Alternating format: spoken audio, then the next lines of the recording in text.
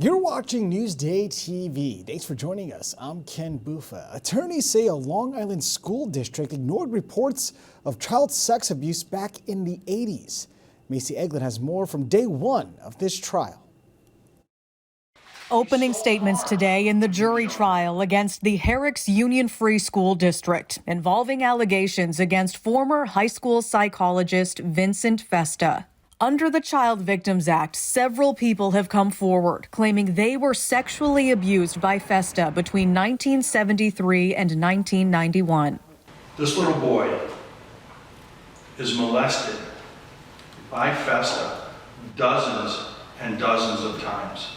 Jeff Herman's client says Mr. Festa abused him throughout his 9th grade year in 1983 and part of his 10th, years after other allegations had come to light. Nothing happens. Mr. Festa stays at the school. What changes, they start referring to Mr. Festa as Festa the molester. Victims are suing the district, saying they ignored reports and warnings from both students and staff. Mr. Festa faced similar allegations at home and was arrested in Suffolk. He pled guilty in 1995 to sodomizing teenage boys in the Ronkonkoma area. He died in 2011 when he was 82.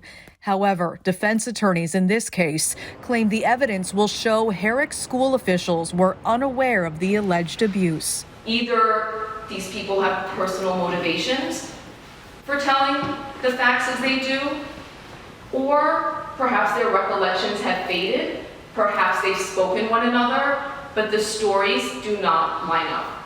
The Herrick School District has already settled 4 cases involving Festa, the largest being $800,000, according to documents obtained by Newsday. In this case, the plaintiff is asking for $10 million.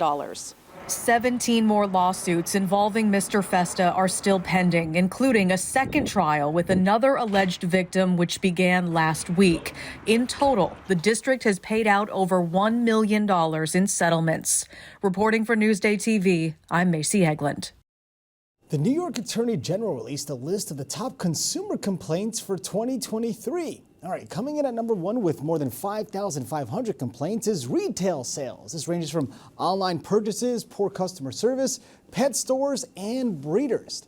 Next on the list is landlord and tenant complaints. And to round out the top 3 is automobile, which includes car sales, financing, and repairs. And a new study breaks down tourism here on Long Island. Here at our newsroom update, it's James Medor. Tourism is the 4th largest industry on Long Island. About 100,000 people work in the industry, and they're supported by $6.6 billion in spending. And some of that spending is taxed, generating $800 million for local governments. Tourism is a vital industry for the island. So Discover Long Island now has a relationship only with one county, Suffolk County, because Nassau County decided it would go with a for-profit advertising firm based in Glen Head. This is the first time in 45 years that Long Island is not being marketed or promoted as one single region to the outside world. 45% come to the South Shore, followed by the North Shore, and finally the Hamptons. And so Discover Long Island is going to focus on building up those areas, building up awareness of those areas, but also trying to get some of those international tourists who fly into JFK and spend a few days in Manhattan, get them to spend some time on Long Island after they've seen the big city. And only in Newsday, the all-digital SAT will make its debut next weekend. The 2-hour exam will come with a built-in calculator. It also won't include long reading passages. Now, as of last year, SUNY schools no longer require ACT and SAT scores to apply. And one Long Island hospital is at risk of running out of money. Steve Langford has more in Mineola. Nassau University Medical Center, the county's only public hospital, in financial peril and at risk of running out of money by late April. Now the state's health commissioner wants changes, including starting a search to find a new CEO to replace the current hospital chairman and instituting tighter controls over spending and finances. We're here today in an effort to save this Trauma One hospital. Nassau County Legislature's Democratic caucus calling on County Executive Bruce Blakeman to terminate the hospital's chairman. So many people rely upon the services of this hospital. It is a matter of life and death. This is an independent board, and they will look at the letter and they will see what recommendations were made. County Executive Blakeman declaring the hospital is suffering from reduced funding by the state and defending his choice of hospital chairman. I nominated a business person, someone who was very successful in the private sector and is doing a great job, Matt Bruderman. The letter from the state health commissioner to the hospital says it wants the search for a new chairman of Nassau University Medical Center to begin immediately. Steve Langford for Newsday TV.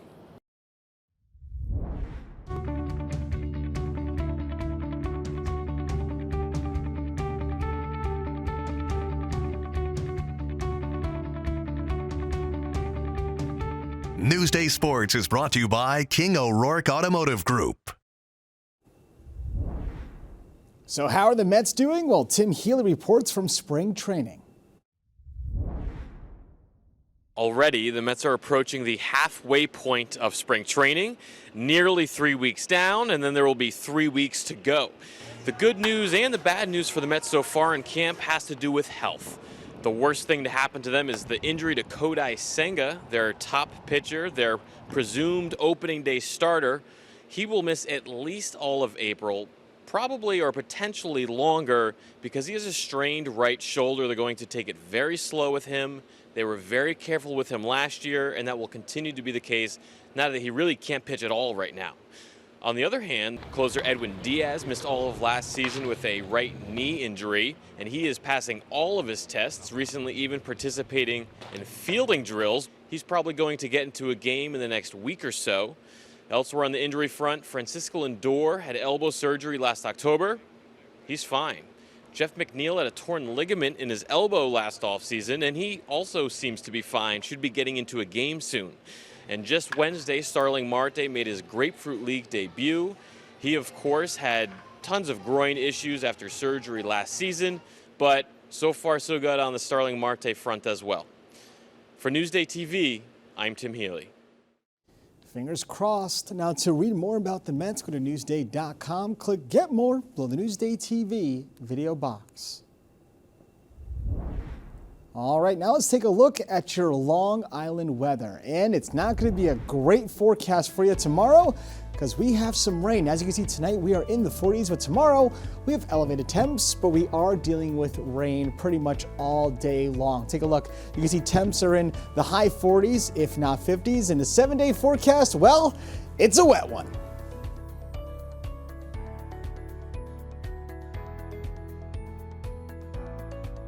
Long Island weather is brought to you by Home Tax Saver, PTRC Incorporated. You're watching Newsday TV. I'm Ken Buffa. Thank you so much for joining us.